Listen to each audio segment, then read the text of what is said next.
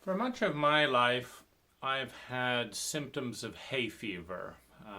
In the spring and summer, as a landscaper, I've sneezed, I've had kind of blowing my nose fits, and it really reduced the pleasure of work. And it was a chiropractor who suggested that I might have allergies. And I don't remember the technique that the chiropractor used to determine it. It wasn't sending in some kind of a tissue sample, but I think it was muscle testing. And so there have been, I would say it was mostly the chiropractor, even though I did muscle testing with another energy worker, which is a very generic term, but someone that tries to diagnose things through muscle testing, which is a technique where you establish a resistance point. Like I might say, show me a yes, and show me a no. There's a difference in pressure, and then ask a series of questions. It's called muscle testing. You can also do it, pulling on a loop in a finger like this for a yes and a no. And there's the idea is that the body has an innate understanding of things that are not fully conscious in our culture, but that the body understands and will give you a relatively accurate information. So first you determine what is a yes and a no in a body, and then you go through a series of questions. So what came up from my muscle testing was that cow milk and wheat were both things that I had an allergic reaction to. And in some of the literature, the symbolism of cow milk or of milk is the mother, and the symbol of the father is wheat. So in this sense, on a symbolic level, there is a allergic reaction to the mother and to the father if there's a pattern of childhood abuse and dissociation and emotional disconnection with either parent. So that's there on the food. Now, of course, I also knew that I had a reaction to dust and tree pollen and grass pollen, and that the heat and bright light exacerbated that, and because these allergies didn't come up year round. So my response to, first of all, it was cow milk, not just milk and cheese in general. And so my response to that was because I consumed cow milk as a child. My response to that, and the reason for that is if there is a triggered association. The idea with an allergic reaction is that, first of all, there's a mental emotional association. And so this is from the psychological angle as one looks at an allergy, that there's a mental emotional association with a given food that may be combined with a physical aspect as well. So I ate cow milk as a child. I didn't eat goat milk, buffalo milk, etc.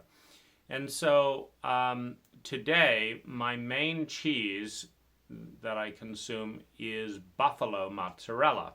It's a relatively low-fat cheese, one. Two, I never had it as a child, and so I don't have mental emotional associations with it. Three, I enjoy, a really great Italian pizza, and the traditional cheese is buffalo mozzarella, not cow milk mozzarella, and the fresh one in the water. And um, so I switched to goat cheese, goat Gouda, and buffalo mozzarella. Then on the wheat, I switched to kamut bread and 100% rye bread and 100% rye pancakes, all of which I really enjoy. I have a local baker that makes delicious, organic, freshly baked kamut bread. It's better than a lot of wheat bread. And then there's the 100% German rye bread. And I learned an interesting thing along the way when dealing with my dentist. I noticed when I switched to 100% rye as my main grain, in other words, off of wheat onto rye, that I wasn't needing to go to the dentist as much. And I said, hey, my cavities have suddenly gone down 50%. And she said, well, what did you change? And I said, well, no more wheat, only rye. And she said, that's it. She said, wheat has an unusually strong acid. And the sugar turns into a very strong acid. And that eats away at your teeth. And so, the entire world's cavities would go down 50% if they ate rye instead of wheat as the main grain. An interesting side note, because nobody tells you that. But so that was the professional feedback. Now, what I found interesting was that the hay fever-like symptoms were not just related to food allergies. So, for example, if there was tree pollen in the air, the allergic reaction to wheat and cow milk went up 2 or 3 times. So that's kind of spring in California. Now, if grass pollen in the air was in the air, it again went up. So that's spring and summer in California. If grass pollen is in the air, again, it goes up 3 or 4 times. Now, if dust is in the air, so if it's if I'm in bright light, dry heat, dusty, and dusty area, my hay fever symptoms are going to go up about 3 or 4 times. And if I'm working in that environment, exposed out in the element in bright light, again, it's going to go up. And so the next thing I noticed was that if I consume wine or alcohol, it's going to go up by another 100%. If I consume sugar, my allergies are going to go up another 100%. If I'm deprived of sleep, my allergies are going to go up 100%. And if I'm under stress, my allergies are going to go up about 300%. And so what I'm talking about is an ecological framework. So the worst case scenario for me is that I'm in the spring with dusty heat, drinking wine, eating wheat, consuming cow milk cheese plus ice cream, having wheat pastries, being deprived of sleep in a stressful situation. And then the final piece was noticing that in the sneezing and blowing my nose, that kind of are the symptoms of hay fever, that what I was connecting with and expressing was grief. Now, I also have cat allergies. And this ties in because as a child with a lot of emotional attachment to a cat was in some ways one of the stronger emotional attachments that I had as a child. When we moved from New York to England, my father just wouldn't take the cat, said he would take the cat, so there was a betrayal there. Left the cat, just out in the wild. And the combination of the betrayal, losing a primary emotional bond, and the disregard for the cat, in doing muscle testing and trying to understand why I have cat allergies, it was that narrative of grief, the emotional dissociation, etc. And so this is kind of peak hay fever terrain.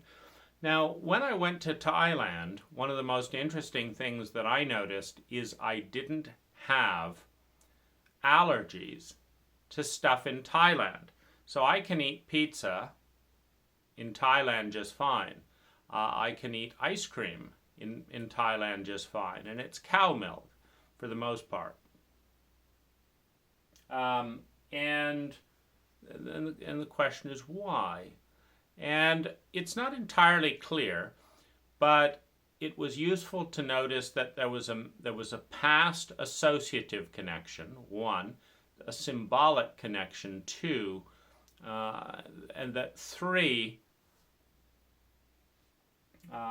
it's ecological in nature, that it's not one or the other, etc. And so one way that I approach this is not to do all of this at once. So if I'm not outside working in the heat and in the dust, I can consume wheat with less symptoms than being out in the heat and in bright light, in the dust, in high spring and summer pollen. If I'm really happy and enjoying myself, if I'm up to speed in the release of emotional grief, because there's an emotional connection with grief and the sneezing and the blowing nose, that's kind of what I'm discharging physically and processing physically. If I'm doing my own inner work in there, again, the symptoms go down. And so there's a physical component of environmental things. There's an inner conditioning component. There are past memory components, symbolic components, but most of all, it's a synergy of all of those things together. And as a result of working with all of these things together, clearing meridians, and there's one other thing that I've done. I've taken, there was one summer where I took every homeopathic allergy thing I could get my hands on, which is about like 6.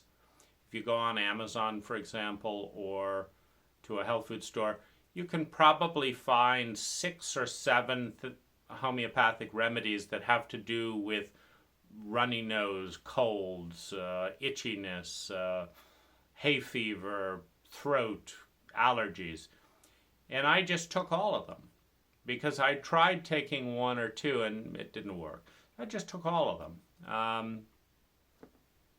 Kind of randomly, sometimes all at the same time, just a high dose of homeopathic remedies, and things just really cleared up.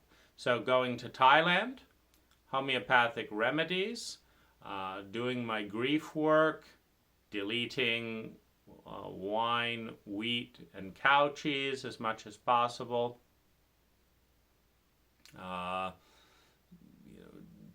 Doing work with emotions, staying out of bright light, reducing work and exposure. If I'm in the house doing those things, it's very different than if I'm out in the hot sun working. So I hope that helps and my journey with allergies.